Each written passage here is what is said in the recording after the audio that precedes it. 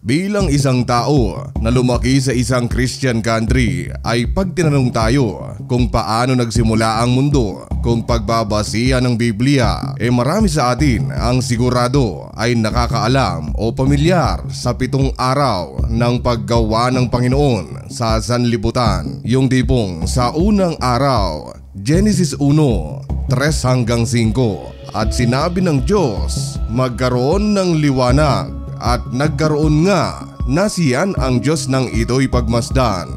Pinagbukod niya ang liwanag at ang dilim. Ang liwanag ay tinawag niyang araw at ang dilim naman ay tinawag na gabi. Lumipas ang gabi at sumapit ang umaga. Yon ang unang araw.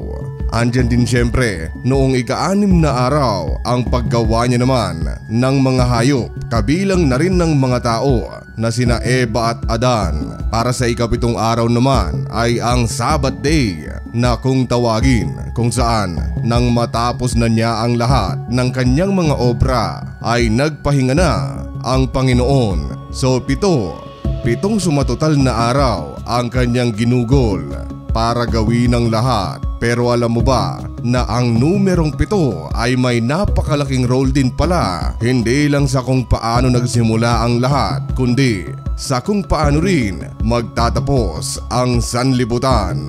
Dito lang sa channel na kung ikaw ay may kaalaman, hinding-hindi ka malalamangan. And the story goes like this. Lingid sa kaalaman ng marami na kung paano magtatapos ang mundo ay isa rin pala itong proseso. Hindi biglaan, yung tipong sa isang iglap, isang kisap mata, wala na. Mababasa natin ang lahat sa Revelation Kapitulo 8, versikulo 1-19 kung paano magtatapos ang lahat at ang kung tawagin ay ikalawang pagbabalik ng Panginoon. You see, ang second coming na kung tawagin base sa Biblia ay maikukumpara natin sa grand entrance ng mga prinsipe o mga prinsesa kasi may patrumpeta. Grand entrance body kung tawagin. And I quote Revelation Kapitulo 8, versikulo 1-19. When he opened the 7th seal, there was a silence in heaven for about half an hour. And I saw the 7 angels who stand before God, and 7 trumpets were given to them. Ito ang first step, buddy. May 7 anghel daw na binigyan ng tigi-isang trumpeta. The 7 angels who had the 7 trumpets prepared to sound them. Heto na ngayon, buddy, sisimulan na ang kung tawagin paghuhukom. The first angel sounded his trumpet, and there came hail and fire mixed with blood, and it was hurled down on the earth. A third of the earth was burned up, third of the trees were burned up, and all the green grass was burned up. Dito sinasabing uulan ng yelo at apoy na may halong dugo mula sa kalangitan.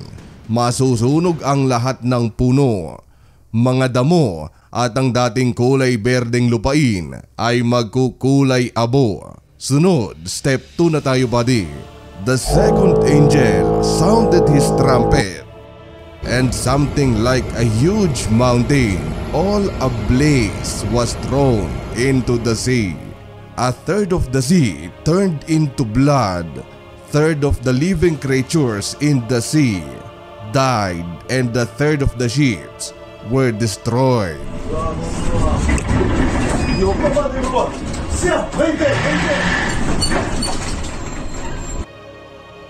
Sa ikalawang pagtunog ng trumpeta, buddy, ay sa dagat naman tayo. Malalaman natin na may kung anong napakalaking bundok ang uusbong sa gitna ng karagatan. Ang dating kulay asul na karagatan ay magkukulay pula. Halos lahat din ng uri ng isda ay mangangamatay. Ganoon din ang halos lahat ng barko ay masisira.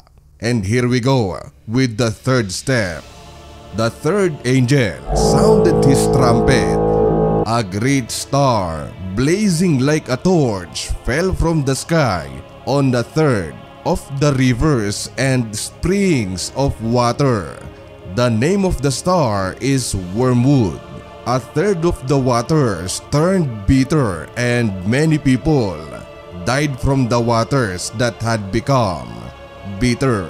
Dito sa ikatlong trompeta buddy ay malalaman natin yung kwento na pinaniniwalaan din ng mga scientists na naging dahilan kung bakit na-extinct yung mga dinosaur. Sa madaling salita ay may malaking bulalakaw daw ang tatama sa Earth na siyang magiging dahilan kung bakit ang lahat ng tubig na siyang kinukonsumo ng kahit na anong bagay na nabubuhay dito sa mundo ay maglalasang mapait na magreresulta naman ng maraming tao ang mamamaalam dahil tila may lason na ang lahat ng tubig sa mundo.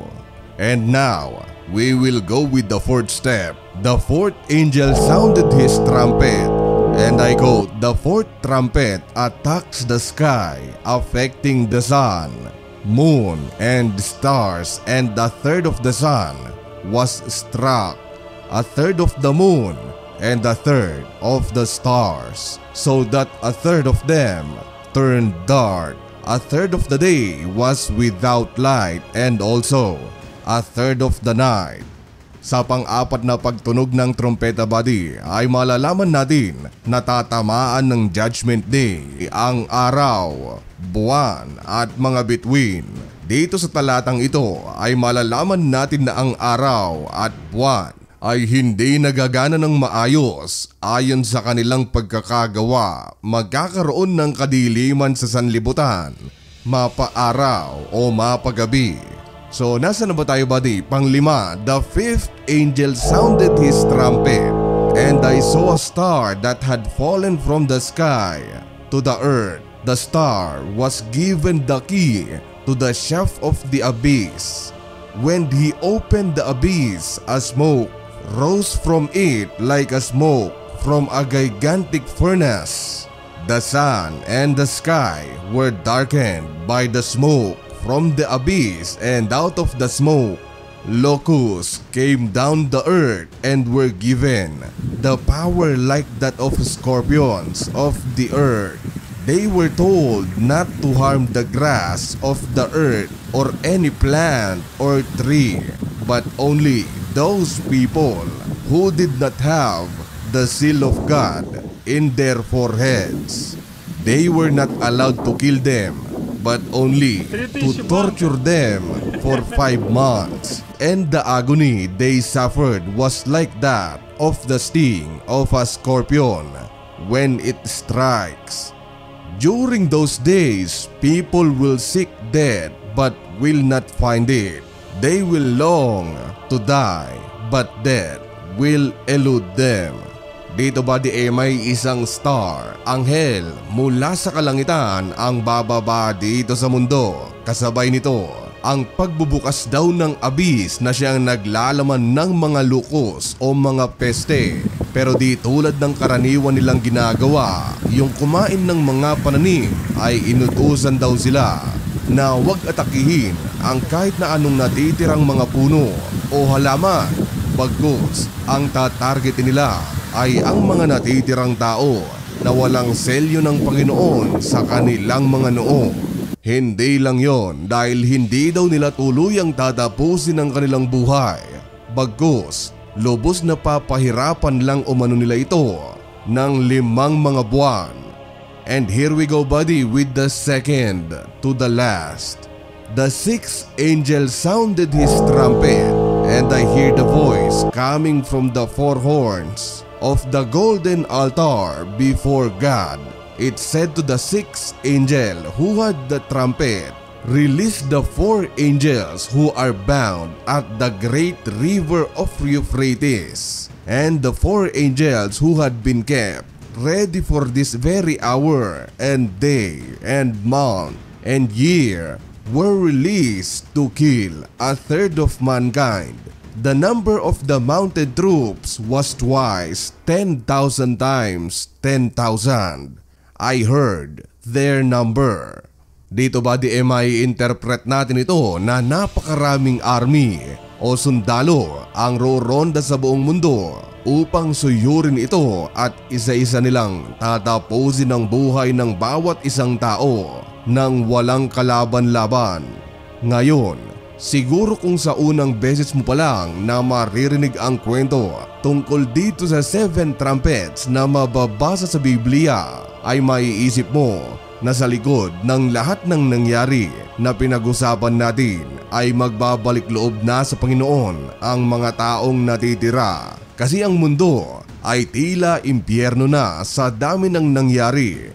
Pero sa maniwala man kayo o sa hindi, ay hindi yon ang nangyari dahil mababasa natin sa Biblia na ginawa pa ng mga taong natitira itong daan para lalo pang sumamba ang mga tao sa mga Diyos-Diyosan, manakit ng kapwa, magnakaw at kumitil ng buhay. Kasi wala na nga namang mga pulis noon, end of the world na, kaya ayun, lalo pang naging masama yung mga taong natira. Basahin natin ang kasunod na kabanata. The rest of mankind who were not killed by these plagues still did not repent of the work of their hands. They did not stop worshiping demons and idols of gold, silver, bronze, stone, and wood idols that cannot see, or hear, or walk, nor did they repent of their murders, their magic arts, their sexual immorality, or their thefts.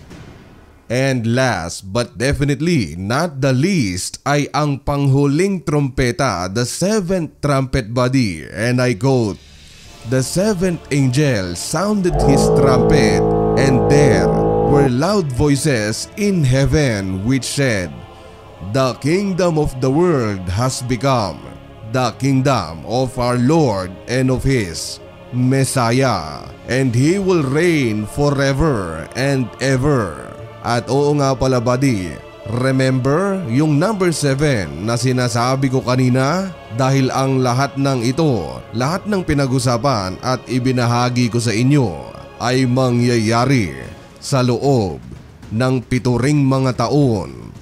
At ayun, naway naging malinaw na sa atin ng lahat ang kwento sa Biblia ng 7 trumpets sa paano tatapusin at sa paanong paraan ang ikalawang pagbabalik ng Panginoon. Lubos akong nagagalak buddy na sinamahan niyo akong alamin ito hanggang dito sa dulo at naway natuto tayong lahat sa ilang minuto nating pagsasama. At muli, ako po ay lubos na nagpapasalamat sa walang sawang suporta, and as always, thank you so much for watching. Goodbye.